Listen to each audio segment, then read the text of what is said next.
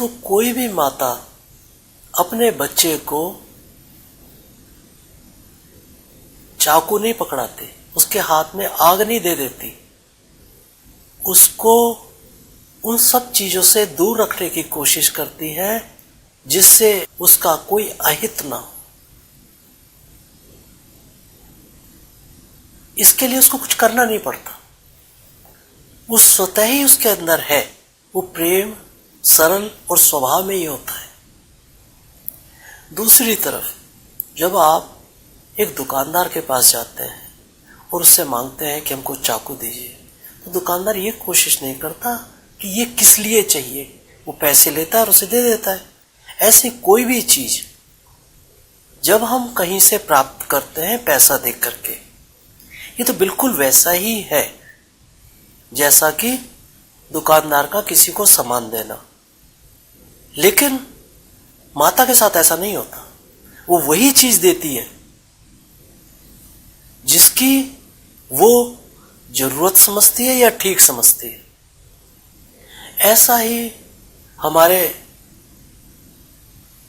विभिन्न विभिन्न धर्मों में जहां हम भगवान की आस्था करते हैं, या ये समझना बड़ा जरूरी है, भगवान और ईश्वर में जो सही मतलब है उसकी क्लैरिटी होना। ईश्वर इस सत्ता में हर जगह हर समय विद्यमान है।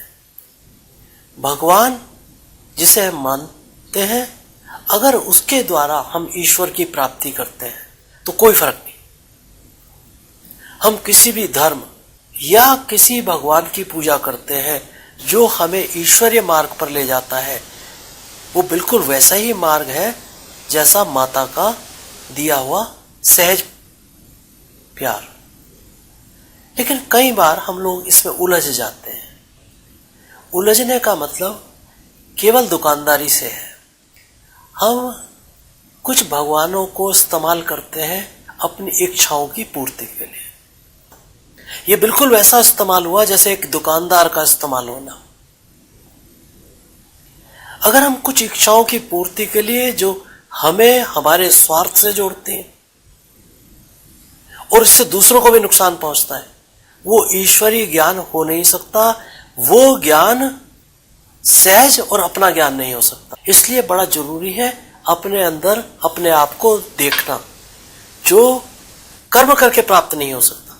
कर्म करके तो हम अपनी इच्छाओं की पूर्ति करते हैं, वही इच्छाओं की पूर्ति हम भगवान के माध्यम से जब करने लगते हैं तो एक सौदेबाजी होती है, और वो सौदेबाजी पूरी भी होती है ऐसे दुकानदार की तरह।